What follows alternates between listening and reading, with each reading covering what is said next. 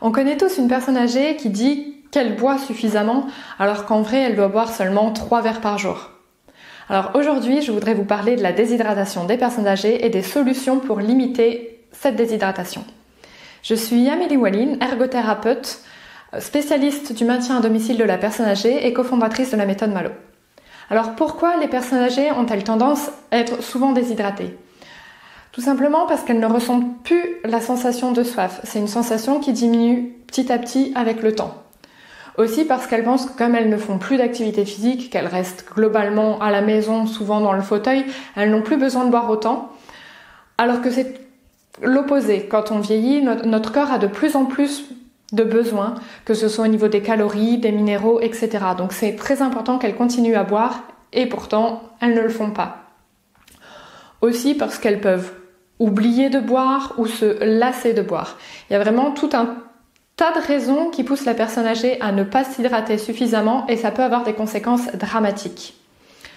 Elle n'y pense pas, mais ne pas s'hydrater suffisamment peut entraîner des infections, par exemple infections urinaires qui ensuite peuvent devenir très graves. Ça peut entraîner aussi de la faiblesse, ça peut entraîner des évanouissements, des vertiges et donc du coup des chutes qui peuvent avoir des conséquences très graves avec des fractures, des immobilisations, voire même des décès. Ça peut également provoquer ce que les aidants appellent souvent des crises de démence. Ils arrivent aux urgences avec un proche qui ne les reconnaît plus, qui inverse le jour, la nuit, qui a des propos incohérents, qui confond la réalité et les cauchemars. Cet état-là, c'est un syndrome de confusion lié souvent à une déshydratation. Alors, comment faire pour que la personne âgée boive plus alors qu'elle est persuadée que les 3 verres d'eau qu'elle boit dans un verre taille dinette pour enfant sont suffisants ? Eh bien, il faut multiplier les astuces. Déjà, il faut inciter la personne à boire plus souvent parce qu'elle va pas y penser d'elle-même. Elle va pas forcément se lever du fauteuil pour aller chercher un verre d'eau, surtout que des fois se lever du fauteuil c'est difficile. Donc il faut qu'elle ait de l'eau toujours à disposition, à côté d'elle.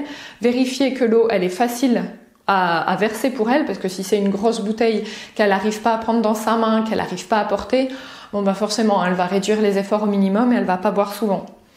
Il faut lui proposer de boire. Quand vous arrivez, hop, vous lui proposez un verre. Quand vous repartez, vous proposez un verre.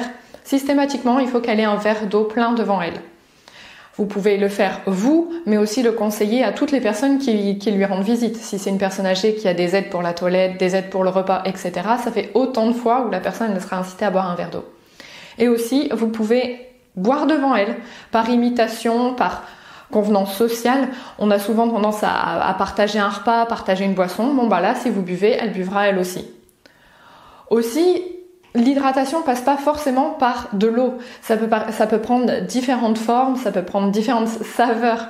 Souvent, les personnes âgées se limitent à l'eau parce qu'il y a des diabètes, par exemple, alors qu'il y a des tas d'autres boissons qu'elles peuvent consommer qui sont pas forcément sucrées. Il y a tout ce qui est infusion. Vous pouvez mettre un peu de menthe dans son eau, un peu de citron, un peu de concombre.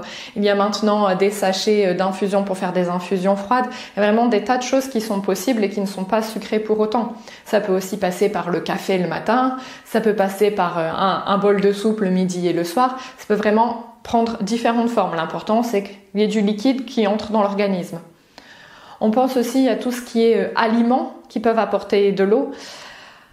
Mais c'est un petit peu compliqué avec les personnes âgées parce qu'elles ont aussi tendance à pas manger suffisamment. Et si dans leur assiette, on met une grosse assiette avec de la tomate et du concombre, elles vont manger la tomate et le concombre, mais du coup, elles mangeront pas de féculents derrière, elles mangeront pas forcément de protéines. Tout ça va se limiter et c'est bien, elles seront hydratées, mais derrière, elles seront dénutries. Donc c'est un petit peu compliqué. Dans ces cas-là, il vaut mieux favoriser des yaourts avec du lait entier, des choses un peu riches, où il y a de l'eau, mais il y a quand même de la matière grasse, de la protéine, vraiment mélanger des apports comme ça, où il y a à la fois de l'eau, mais quand même de l'intérêt nutritif derrière. Après, ça peut passer par tout ce qui est sorbet, ça peut passer par des fruits, ça peut passer par des smoothies, des jus. Vraiment, il y a une grande possibilité de variété. Il ne faut pas hésiter à la proposer à la personne âgée. Il ne faut pas hésiter à boire toutes ces choses-là avec elle. Il ne faut pas hésiter à changer, à varier, à apporter un petit peu de dynamisme dans tout ça parce que ce qui lasse les personnes âgées, c'est beaucoup la routine, d'être là toute la journée, seules, assis dans leur fauteuil avec leur bouteille d'eau.